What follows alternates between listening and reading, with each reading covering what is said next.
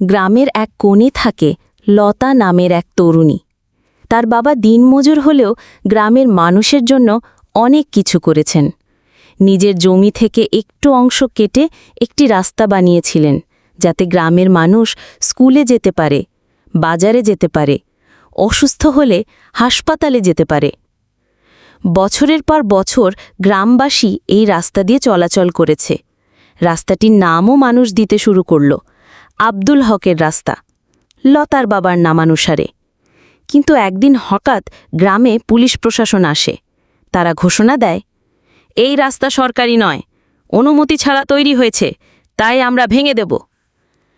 গ্রামের মানুষ ভয়ে চুপ করে থাকে, কিন্তু লতা সামনে এগিয়ে আসে, চোখে আগুন, কণ্ঠে দৃঢ়তা।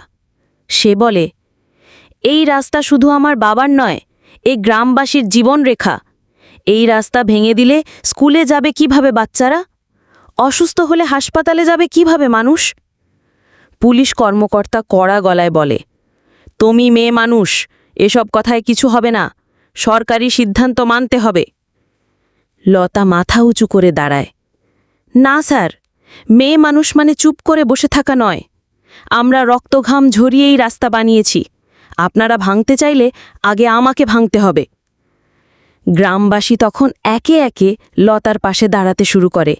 সবার কণ্ঠ মিলে যায় প্রতিবাদের স্লোগানে, রাস্তা ভাঙতে দেব না, রাস্তা ভাঙতে দেব না।